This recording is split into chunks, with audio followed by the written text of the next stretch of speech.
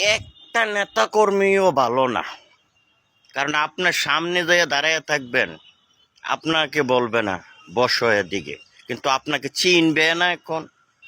কারণ আমি দৃশ্যগুলো আমি দেখি এবং কি আমি তুলে ধরি।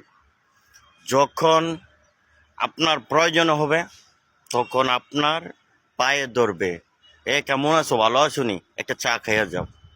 কিন্তু এখন আপনাকে কখনো চিনবে না। কারণ এখন টাকার ধান্দায় আছে নেতা কর্মীরা, ঠিক আছে? আপনি নি বাকচান। আরে এই জন্য তো ওই যে আমাদের কি জানি কয়,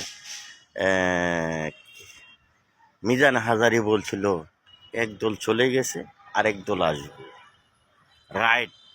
কিন্তু ওইটা আমরা সাপোর্ট করতে হয়। আরে ভাই, আমরা কি দোষ করছি? আমরা তো দোষ করি নাই। আপনাদের সামনে গেলে পয়সা তো আর খরচ হয় না। আপনাদের সামনে গেলে ভালোবাসা, আপনারা বালাবুড়ারা জিগাইলে আপনাদের কোনো টাকা খরচ হবে না। তো আপনারা দেখেও দেখেন না, রাস্তায় দিয়ে আইতেও দেন না।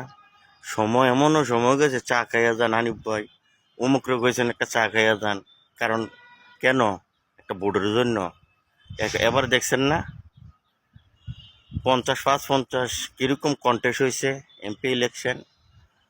আগামীতে তো আরো কঠিন হবে, কারণ আপনাদের ভালোবাসা, অনেক ভালোবাসা আছে আপনাদের। তো ভালোবাসার জন্য আপনাদের আগামীতে ইনশাল্লাহ সকলে ভোট দেবে। আমি বিএনপি করি, কিন্তু যেটা সত্য এটা লিগেল আমি বলবো।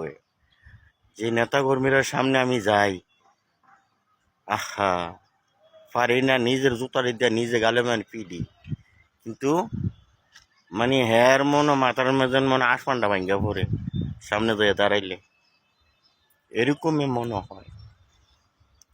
যাক, দোয়া করি আপনারা বেঁচে থাকেন, মানুষের সাথে চলেন, যত সুদ খাইতে পারবেন, যত হারাম খাইতে পারবেন, তত মানুষের লোক চলতে পারবেন। আর নামাজ রোজা কইরা ভালো হইলে আপনাকে কেউ ভালোবাসবে না। ধন্যবাদ। সকলের জায়গা থেকে ভালো থাকবেন। ওকে, আসসালামু আলাইকুম ওয়া রাহমাতুল্লাহ।